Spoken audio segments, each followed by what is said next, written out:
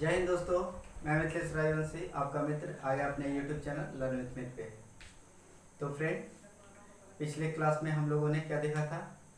पिछला class friend हम लोग का प्रीपोजिशन पार्ट 3 हुआ था, जिसमें से हम लोगों ने कुछ सिलेक्टेड प्रीपोजिशन वर्ड्स लिए थे और कुछ देखे थे, जिस तरह over, under, above, below, of, against. यहाँ तक हम लोगों ने देख लिया था फ्रेंड। एलोंग और एलोंग विथ को हम लोगों ने देख लिया था। आज हम लोग till, until, by, with, after, towards, ये सभी वर्ड्स को देखने वाले हैं। ठीक है ना फ्रेंड? तो फ्रेंड चलिए हम लोग पहले टिल को देख लेते हैं। टिल और अनटिल इसका मतलब होता है तक। इसको हिंदी में फ्रेंड हम लोग तक बोलते हैं। जैसे अपना बोलचाल की भाषा में क्या कहते हैं कि तुम्हें 11 बजे तक आ जाना है। ठीक है ना? एक टाइम का बाउंडेशन को बांध दिया जाता है, एक समय सीमा को तय कर दिया जाता है कि तुम्हें इतना बजे तक घर आ जाना है। ठीक है ना? तो उसी को हम लोग हिंदी में तक कहते हैं। यानी इसको समझने के लिए क्या, पॉइंट ऑफ टाइम। ठीक है ना? ये पॉइंट ऑफ टाइम को बताता है। पहला एग्जांपल देखिए, he studied till 11 PM daily. इसका क्या मतलब है फ्रेंड? वह 11 बजे तक डेली पढ़ाई करता है, 11 बजे तक। ठीक है ना? तो ये टिल जो है तक को बता रहा है। दूसरा एग्जांपल देखिए, the government will not pass any bill until next session. यानी इसमें क्या कहा जा रहा है, गवर्नमेंट किसी भी बिल को पास नहीं करेगी until next session. Government next session तक किसी भी बिल को पास नहीं करेगी। तो नेक्स्ट सेशन तक ये एक समय सीमा को तय कर दिया गया है। जैसे कि मान लीजिए, अगर किसी टाइम को हम लोग अगर किसी टाइम के बारे में बात कर रहे हैं, किसी समय सीमा की बात कर रहे हैं, तो यहाँ तक, ठीक है ना, एक समय सीमा को तय कर दिया गया कि यहाँ तक क्या होगा, यानी नेक्स्ट सेशन तक गवर्नमेंट का कोई भी बिल पास नहीं होगा। तो आप लोग समझ ही सकते होगा कि टिल और अनटिल जो है उसका एक ही मीनिंग है। टिल और अनटिल इन दोनों को हम लोग समय सीमा को क्या करते हैं, समय सीमा को तय करने के लिए हम लोग इसको यूटिलाइज कर लेते हैं। अब दूसरा देखिए फ्रेंड, बाई। इसका मतलब क्या है? बाई का मतलब होता है द्वारा। ये बाई को हम लोग द्वारा इसलिए यूज कर रहे हैं फ्रेंड, क्योंकि ये पैसिव वॉइस में है। पैसिव वॉइस में हम लोग बाई को द्वारा के रूप में यूज कर लेते हैं। जैसे कि मान लीजिए कि मेरे द्वारा एक सांप को मार दिया गया। ठीक है ना? तो कोई भी काम जब होता है उसको जब हम लोग पैसिव वॉइस में कहते हैं तो उस टाइम हम लोग बाई को यूज कर लेते हैं। ठीक है ना? बाई एक क्या है, एक प्रीपोजिशन वर्ड्स है। तो इसको कैसे हम लोग यूटिलाइज करते हैं, एक नंबर एग्जाम्पल पे हम लोग नजर डालते हैं। A big snake was killed by a man with a stick. ठीक है ना? एक बड़े सांप को, यहाँ पे क्या लिखा गया फ्रेंड?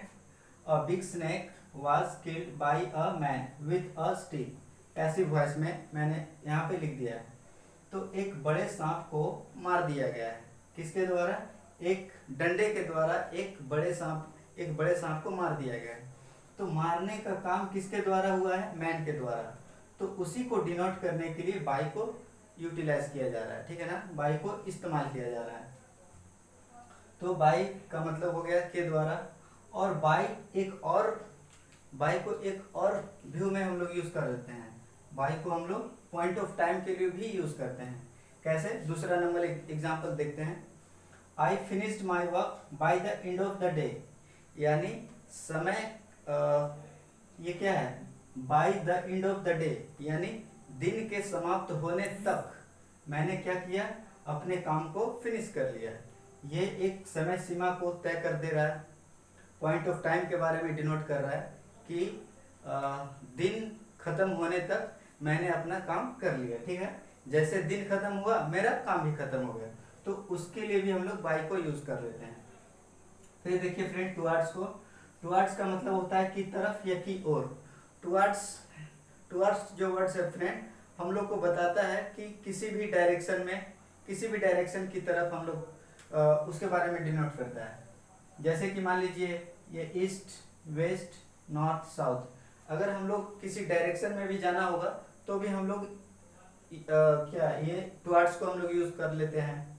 जैसे कि मान लीजिए यहाँ पे एक एग्जांपल लिखा हुआ है, he is going towards the college.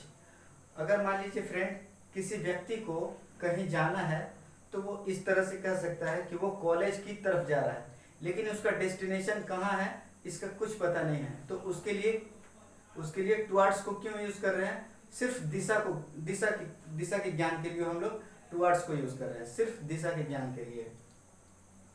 इसका मतलब ये कतई नहीं है फ्रेंड कि उसका डेस्टिनेशन कॉलेज ही है। ये कतई इसका मतलब नहीं निकलता फ्रेंड कि टुवर्ड्स का मतलब वो मंजिल को बताता है, बिल्कुल नहीं।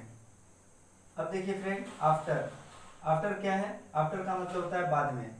जैसे ये आफ्टर किस चीज को डिनोट करता है? प्लेस और टाइम दोनों को डिनोट करता है। जैसे मान लीजिए अगर तीन बिल्डिंग बनाया हुआ है एक के बाद एक क्रम से, तो हम लोग कह सकते हैं कि मेरा घर जो है बप्पी के घर के बाद है, ठीक है ना। तो वो क्या बता रहा है? प्लेस के बारे में हम लोग बात कर रहे हैं, तो वहां पे भी हम लोग आफ्टर को यूज कर लेते हैं कि मेरा घर बप्पी के घर के बाद है, ठीक है। यानी my home is after Bappi's home, ठीक है ना। और उसके बाद हम लोग टाइम के बारे में भी डिनोट करते हैं। जैसे कि मैं अगर ऑफिस में लेट आया हूँ तो कोई क्या कहेगा कि आप उससे पहले आए हो, ठीक है ना। तो उसके लिए देखिए ये एग्जांपल मैंने यहाँ पे दे रखा है, he return India after a long time, ठीक है ना। तो यहाँ पे क्या बता रहा है कि एक लंबे समय के बाद वह अपना इंडिया घर को आया है, ठीक है ना, लंबे समय के बाद। तो लंबे समय ये क्या बता रहा है? एक समय के बारे में बता रहा है। तो आफ्टर मैंने क्या बताया कि एक प्लेस और टाइम के बारे में जनरली इसको डिनोट कर लेता है, ठीक है ना फ्रेंड। अब इसके बाद हम लोग कुछ और जो भी कुछ बचे हुए जो वर्ड्स हैं, प्रीपोजिशन के वर्ड्स हैं, उनके बारे में हम लोग देख लेते हैं। तो एक छोटा सा मैं आप लोग से एक छोटा सा ब्रेक चाहता हूँ।